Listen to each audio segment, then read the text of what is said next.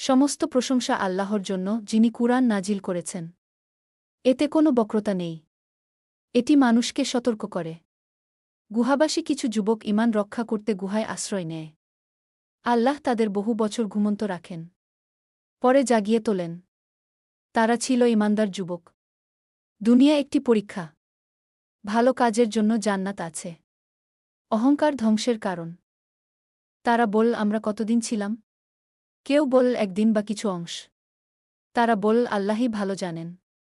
মানুষ অনেক সময় অনুমান করে কথা বলে, কিন্তু সত্য জানে আল্লাহ। তুমি কোনো কাজের আগে ইনশাআল্লাহ বলবে। তারা গুহায় বহু বছর ছিল, আল্লাহই সত্য জানেন।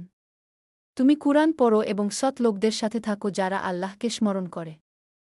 সত্য আল্লাহর কাছ থেকে আসে, যার ইচ্ছা ঈমান আনুক। যারা জুলুম করে তাদের জন্য আগুন প্রস্তুত। দুনিয়ার জীবন ধোঁকার মতো স্থায়ী নয়। আল্লাহ ক্ষমাশীল, তিনি তাওবা কবুল করেন।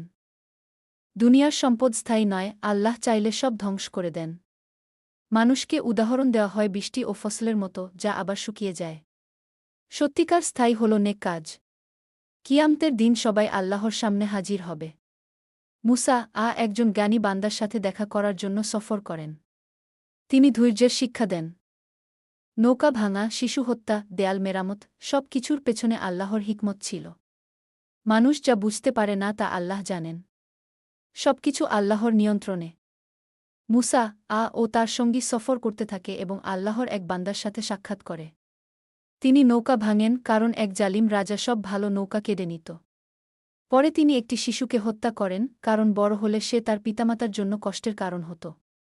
এরপর একটি দেয়াল ঠিক করেন যাতে এতিমদের সম্পদ রক্ষা পায়। সব কাজ আল্লাহর নির্দেশে ছিল, যা মানুষের জন্য পরীক্ষা। মুসা বুঝতে পারেন যে আল্লাহর জ্ঞান মানুষের চেয়ে অনেক বড় এবং সবকিছুর পেছনে হিকমত আছে।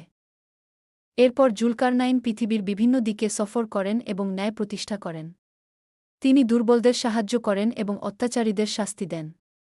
এক জায়গায় তিনি ইয়াজুজ মাজুজের বিরুদ্ধে শক্ত প্রাচীর তৈরি করেন, যাতে তারা মানুষের ক্ষতি না করতে পারে।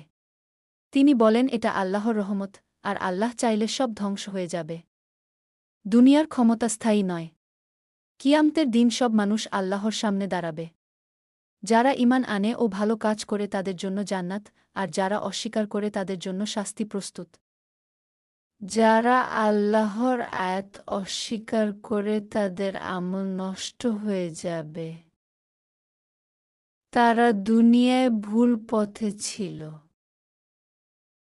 ঈমানদারদের জন্য জান্নাত রয়েছে, যেখানে তারা চিরকাল থাকবে।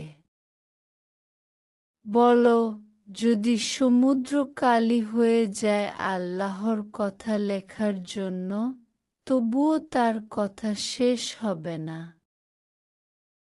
আমি একজন মানুষ, আমার কাছে ওহী আসে যে তোমাদের ইলাহ একমাত্র আল্লাহ।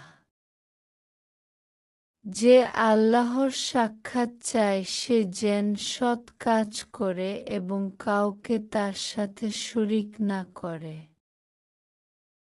এই হল সূরা আল কাহফের শিক্ষা, ঈমান, ধৈর্য ও আল্লাহর উপর ভরসা।